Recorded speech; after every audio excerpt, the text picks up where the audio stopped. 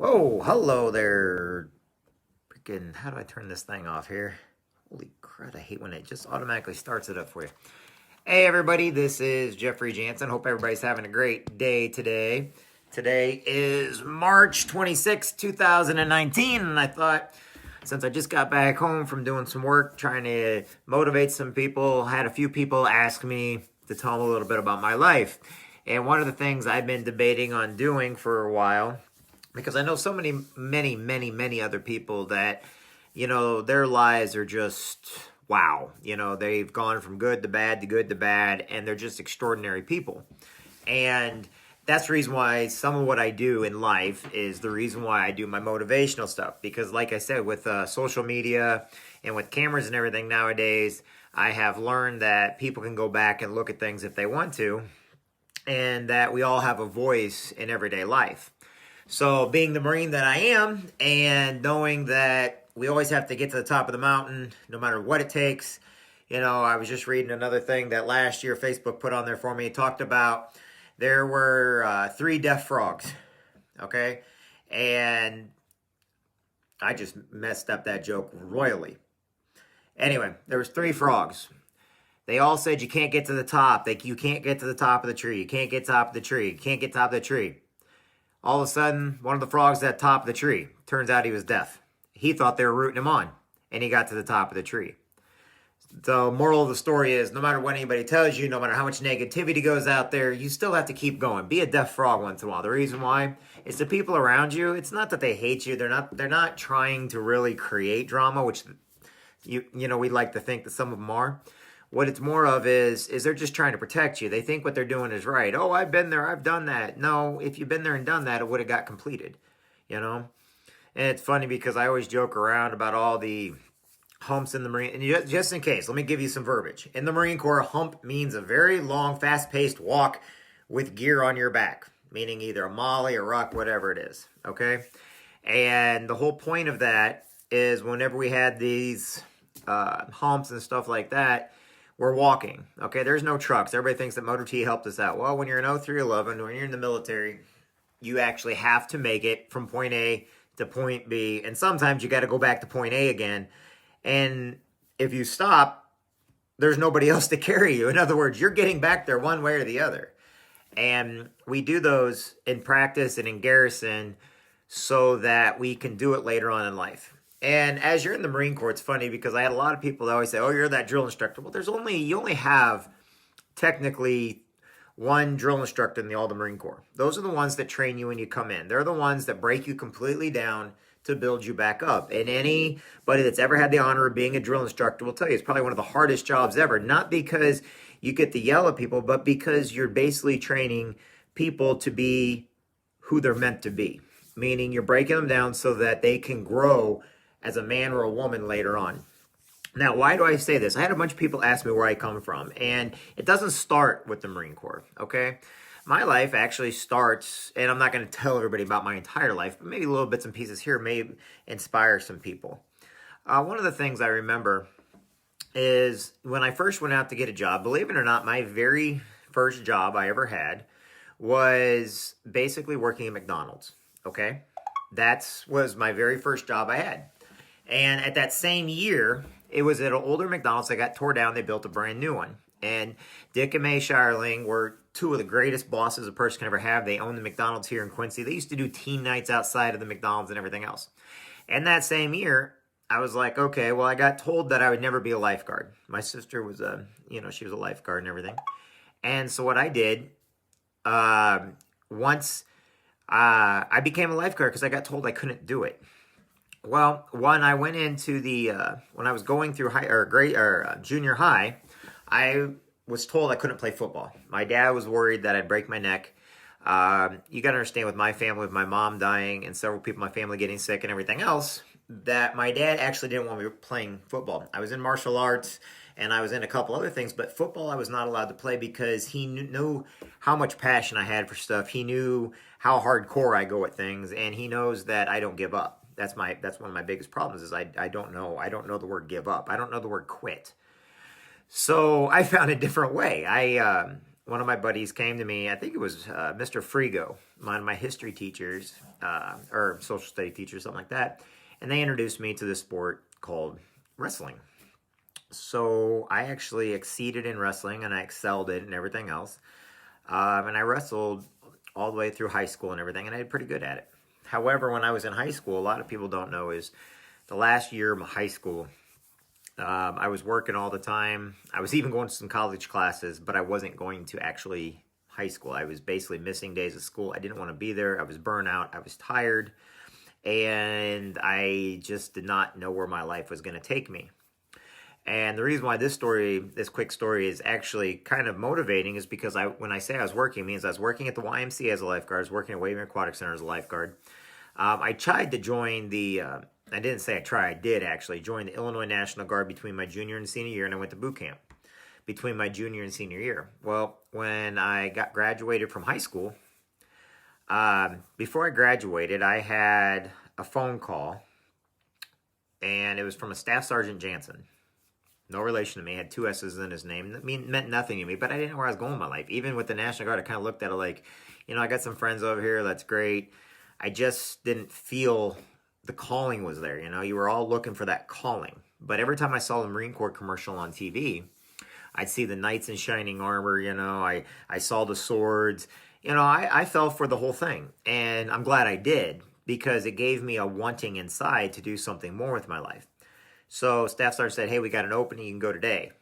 And so what I ended up doing is went down, and because I already been to MEPS and everything like that, and I ended up joining the Marine Corps. I joined the Marine Corps at a split-second decision because guess what? I didn't want to second-guess myself. I did not want to go, and I saw these things like, you know what? I can do better than who I am.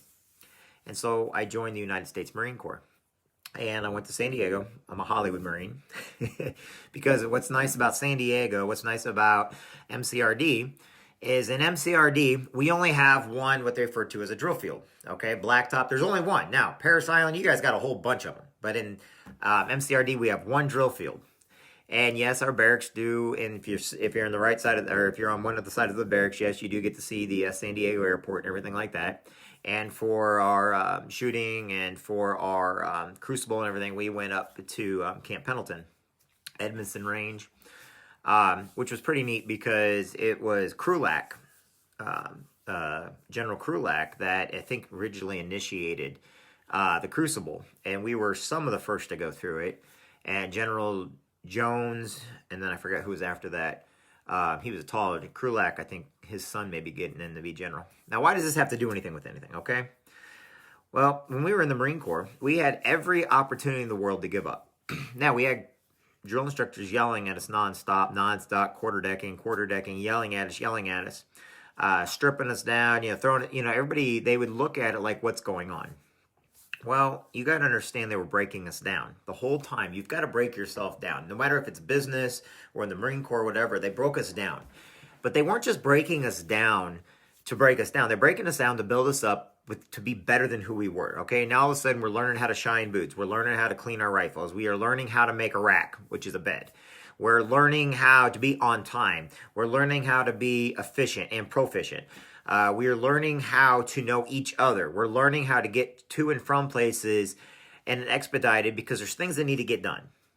And not necessarily because that's what we're going to use in the outside world, but because to get things done in the real world, you have to have a tough skin. Because people every day are going to say negative things. They're going to be negative towards you. But it's funny how if you were in the military, whether it's Army or Marines or Navy or whatever, Coast Guard, there's a little bit of difference. The reason why we hold ourselves a little bit higher standard is because we learn not to deal with the drama. Okay, they broke us down by letting us know we're stronger. Without we can get things done bare naked on top of a mountain. We're going to come out alive. But we had to be taught that we can do it. They didn't teach us how to. They had to teach us that we can do it. And there's a difference between can, want, will, and won't. And if you're in the middle of a situation, you're trying to go for a job, do you just give up and say, I'm done, and lay down? Well, it's like the rucksack I was telling you about. There's nobody there going to pick you up. There's nobody there going to get you and bring you and carry you along, okay? You have to just get it done. And if you don't get it done the first time, eventually you've got to come back to point A. You've got to get it done. You've got to pick yourself up. You got to brush yourself off. You got to understand that not everything's always going to go perfect, that you're going to be tired, you're going to be miserable, you're going to be hungry, you're going to be thirsty, your back's going to hurt, your body's going to hurt, okay? And why do I say this? Is because after we got out of the Marine Corps, we thought after boot camp, oh, it's going to be easy. No, it gets harder when you get to the fleet. Why does it get harder? Because now you learn real world experiences. Now, if something happens, you only have the person next to you that you can count on. Whether you like them or not, you only have the person next to you. And in business, I think people have forgotten that. I think they forgot that in order to get ahead in life, you need to help the people around you first, and they will help you, but you must help them first. And that's what I learned in my life. And as I went to the Marine Corps, I learned all this, but then I learned something else. I didn't learn it from the Marine Corps. I learned it from my family, who every day taught me give and take, clean your room, make your bed, dust the baseboards, hey, let's go outside and play. Let's go throw the ball around. It's just exactly like the Marine Corps. And everybody's like, where are you going with this? You're right. Where am I going with this? I'm going with this. We're taught every day to grow as a person, as people. I look around today and I see people giving up because they relied on the people around them to help them, but those people around them didn't help them. Why? Because they didn't know they were supposed to. They didn't know that the person that was depending on them the most, they just let down. So I have to come back and remind everybody that the people around you, the people that you're relying on, remind them to help you. Remind them that we're in this together, okay? If you're getting around people that are bullies or people that are stupid, just walk away from them, If you get around a Marine or something and they get around a bully, they're like, oh, I'm going to knock them out. No, not really. You know what they're going to do? You know what a Marine is actually going to do? They're going to walk away from them. A real Marine will walk away from a fight that does not need to take place because we got to conserve our energy. We have other fights and battles that have to be taken up. Drama, negativities, rumor, and all that crap, they're pointless when you're living in real world. Each and every one of you has a purpose out there. My purpose was to be a Marine. Why did I have that purpose? Maybe I got a lot of stories to share. Maybe I have no stories to share. But I'll tell you this much.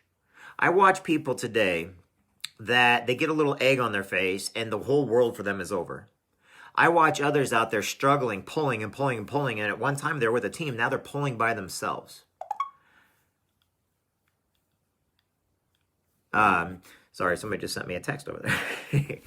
So my point is this. Every day in life, go out there and do the best you can. When you get up in the morning, make your bed.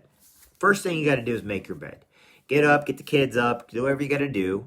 Motivate yourself with something positive. Keep the news turned off, okay? All it's going to do is depress you, okay? All it's going to do is make you mad. I don't care what your political references are. I don't care who you like as president or not president. Always respect the office. As Marines, we always respect the office of the presidency, okay? We always respect those that are in charge. But we also know that we live by the golden rule. Do unto others as you would do for yourself. So my story is this. Go up there, break yourself down so that you can get the job done tomorrow. Anyway, I'll get going. I'll be back in a little later. I've got some stuff I got to get going. I didn't realize my time was running short. I just want you to know this. I'm proud of each and every one of you. You matter every single day. Keep your head up. There's no discharge on the ground. Keep your head up. Keep marching forward. And if you have to, yell at the top of your lungs just to get yourself motivated. I'm Jeff Jansen. I hope each and every one of you have a great day. See you, everybody.